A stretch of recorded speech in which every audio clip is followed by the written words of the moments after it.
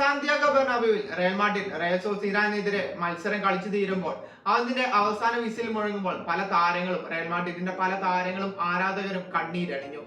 അതിന്റെ എല്ലാം പ്രധാന കാരണം അവരുടെ സൂത്രശാലിയായിരുന്ന അവരുടെ കോച്ച് കാർലോ ആൻസലോട്ടിയും അതേപോലെ അവരുടെ മിഡ്ഫീൽഡ് ഭരിച്ചുകൊണ്ടിരുന്ന അവരുടെ ക്രൊയേഷ്യൻ താരമായിരുന്ന ലൂക്ക മോഡ്രിച്ചും ടീം വിടുകയാണ്.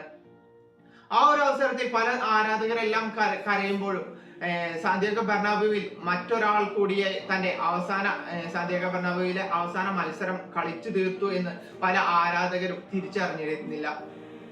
സ്പാനിഷ് താരമായ ലൂക്കസ് വാസ്കസ് ആണ് റയൽ മാഡ്രിഡിന് വേണ്ടി സാന്റിയാഗോ ബെർണാബ്യൂവിൽ കഴിഞ്ഞ ശനിയാഴ്ച അവസാനമായി കളിച്ചു തീർത്ത മറ്റൊരു താരം. റയൽ മാഡ്രിഡിന് വേണ്ടി ഏറ്റവും മികച്ച പ്രകടനം പുറത്തെടുത്ത അല്ലെങ്കിൽ അവരുടെ ഒരു ലെജൻഡ്സ് നിരയിൽ തന്നെ തുന്നിച്ചേർക്കാവുന്ന ഒരു താരമായിരുന്നു ലൂക്കസ് വാസ്കസ്. എന്നാൽ ആ ഒരു താരത്തിന്റെ അല്ലെങ്കിൽ ആ ഒരു പ്രഭ ഒരിക്കൽ പോലും ലൂക്കസ് വാസ്കസിനെ തേടി എത്തിയിട്ടില്ല എന്ന് തന്നെ പറയാം. റയൽ മാഡ്രിഡിന് വേണ്ടി 5 ചാമ്പ്യൻസ് ലീഗ്, 4 ലാ ലീഗയും ഉൾപ്പെടെയുള്ള ഒരു വലിയ കിരീട നേട്ടങ്ങളിലെല്ലാം പങ്കാളിയായ ഒരു താരമായിരുന്നു ലൂക്കസ്. പക്ഷെ ഞാൻ പറഞ്ഞ പോലെ ഒരിക്കൽ പോലും ആ ഒരു നേട്ടങ്ങളൊന്നും അല്ലെങ്കിൽ അതിന്റെ ഒരു പകിട്ടൊന്നും ഒരിക്കൽ പോലും ലൂക്കസിന് ലഭിച്ചില്ല എന്ന് തന്നെ പറയാം. റയൽ മാഡ്രിഡിന്റെ യൂത്ത് ടീമിൽ കരിയർ ആരംഭിച്ച താരം പിന്നീട് സി ടീമിലും ബി ടീമിലും റയൽ മാഡ്രിഡിന്റെ ബി ടീമുകളിൽ കളിക്കുകയും പിന്നീട് 2014 എസ്പാനിയോളിന് വേണ്ടിയിട്ട് റയൽ മാഡ്രിഡ് ലോണിൽ വിടുകയും ചെയ്തു. പിന്നീട് 2015 റയൽ മാഡ്രിഡ് തിരിച്ചെത്തിയ താരം പിന്നെ റയൽ മാഡ്രിഡിന് വേണ്ടി മികച്ച മത്സരങ്ങൾ പിന്നീട് പുറത്തെടുക്കുകയും ചെയ്തു.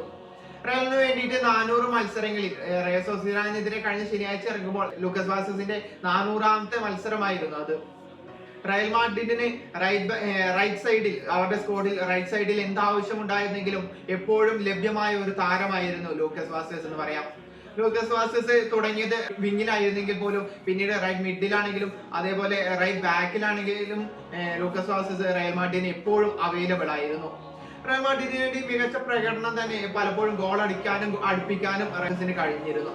എന്നാൽ ആ ഒരു പ്രഭ ഞാൻ പറഞ്ഞ പോലെ ആ ഒരു പ്രഭയുടെ വലയം ഒരിക്കൽ പോലും ലൂക്കസിന് ലഭിച്ചില്ല. അതുകൊണ്ട് തന്നെ ആവണം സ്പെയിനിന് വേണ്ടിയിട്ട് ലൂക്കസിന് അധികം മത്സരങ്ങളൊന്നും കളിക്കാൻ കഴിഞ്ഞിട്ടില്ല. ഒരു 8 മത്സരങ്ങൾ മാത്രമാണ് സ്പെയിനിന് വേണ്ടിയിട്ട് ലൂക്കസ് കളിച്ചിട്ടുള്ളത് എന്ന് പറയുന്നത്. റയലിൽ ഒരിക്കൽ പോലും ആഘോഷിക്കപ്പെടാതെ പോയ താരമായിട്ട് പോലും ലൂക്കസിൽ നിന്നും അതിന്റെ ഒരു പരിഭവം പോലും ഒരിക്കൽ പോലും അത് പുറത്ത് കാണിച്ചിട്ടില്ല. താരം റയൽ മാഡ്രിഡിന് വേണ്ടിയിട്ട് അവസാനം ക്ലബ്ബ് വേൾഡ് കപ്പിൽ കളിക്കുന്നുണ്ടെങ്കിലും അതിനുശേഷം താരം ക്ലബ്ബ് വിടുകയും സൗദി അറേബ്യ ക്ലബ്ബുകളിലേക്കാണ് പോവാൻ കൂടുതൽ ചാൻസ് എന്നാണ് പലരും പറയുന്നത്. ായ കാണേണ്ട ഒരു താരം കൂടിയായിരുന്നു ലൂക്കസ്. പക്ഷെ ഒരിക്കൽ പോലും ഞാൻ ഇപ്പോഴും പറയുന്നു, ഒരിക്കൽ പോലും അദ്ദേഹത്തെ ഒരു മികച്ച താരമായിട്ട് പലരും കണ്ടിട്ടില്ല. യൂറോപ്യൻ ഫുട്ബോളിൽ പലരും തിരയാത്ത അല്ലെങ്കിൽ ആഘോഷിക്കപ്പെടാത്ത അല്ലെങ്കിൽ തിരഞ്ഞെടുക്കാത്ത ഒരു താരമായിരുന്നു ലൂക്കസ് വാസ്കസ്.